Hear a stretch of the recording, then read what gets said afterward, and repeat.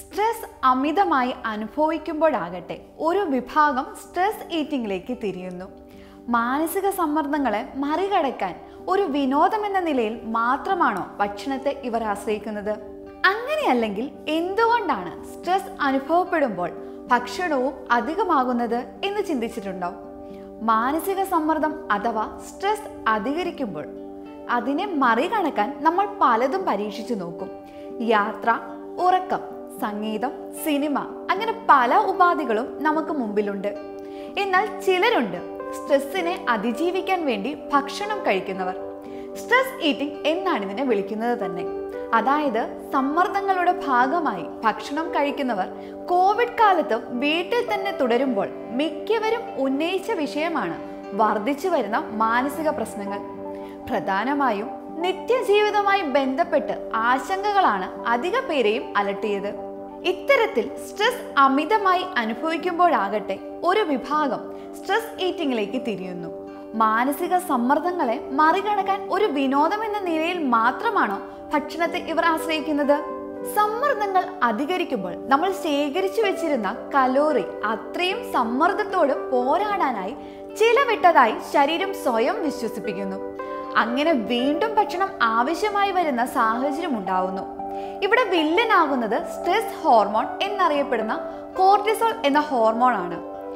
മാനസിക സമ്മർദ്ദം അനുഭവിക്കുമ്പോൾ അഡ്രിനൽ ഗ്രന്ഥി ഈ ഹോർമോൺ കൂടുതലായി ഉൽപ്പാദിപ്പിക്കും. കോർട്ടിസോൾ ആണെങ്കിൽ നമ്മുടെ ഉപാപചയ പ്രവർത്തനങ്ങളുമായി നേരിട്ട് ബന്ധപ്പെട്ടാണ് കിടക്കുന്നത്. അത് എങ്ങനെയെല്ലാം എന്നൊന്ന് നോക്കാം. നമ്മുടെ ശരീരം എങ്ങനെയാണ് കാർബോഹൈഡ്രേറ്റ്, കൊഴുപ്പ്, പ്രോട്ടീൻ എന്നിവ കൈകാര്യം ചെയ്യുന്നത് എന്നതിനെ ഇത് സ്വാധീനിക്കുന്നു. ഇതിനു പുറമെ BP നിയന്ത്രിക്കുന്നതിനും ഷുഗർ നില ഉയർത്തുന്നതിലും ഉറക്കത്തെ നിയന്ത്രിക്കുന്നതിലും സമ്മർദ്ദത്തിലാകുമ്പോൾ ശരീരത്തിന് ഊർജം നൽകുന്നതിലുമെല്ലാം കോർട്ടിസോൾ പങ്കാളിയാകുന്നു. സമ്മർദ്ദത്തിന്റെ സമയം തീരുമ്പോൾ കോർട്ടിസോൾ അളവ് സാധാരണ നിലയിലേക്ക് മടങ്ങുകയും ചെയ്യുന്നു.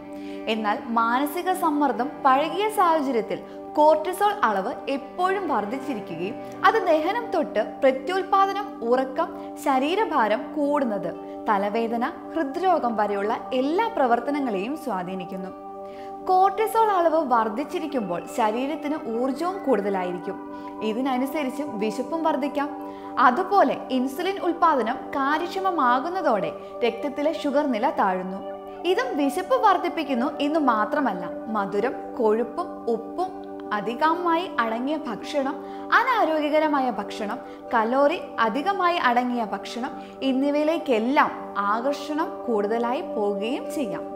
ആരോഗ്യകരമായ ഡയറ്റ് ക്രമീകരിക്കുക, വ്യായാമം ചെയ്യുക, യോഗ, മൈൻഡ്ഫുൾനെസ് എന്നിവ പരിശീലിക്കുക, ബ്രീത്തിങ് എക്സസൈസുകൾ ചെയ്യുക എന്നീ കാര്യങ്ങളെല്ലാം മാനസിക സമ്മർദ്ദം മൂലം അമിതമായി ഭക്ഷണം കഴിക്കുന്ന ശീലത്തെ ഇല്ലാതാക്കാൻ സഹായകമാണ്.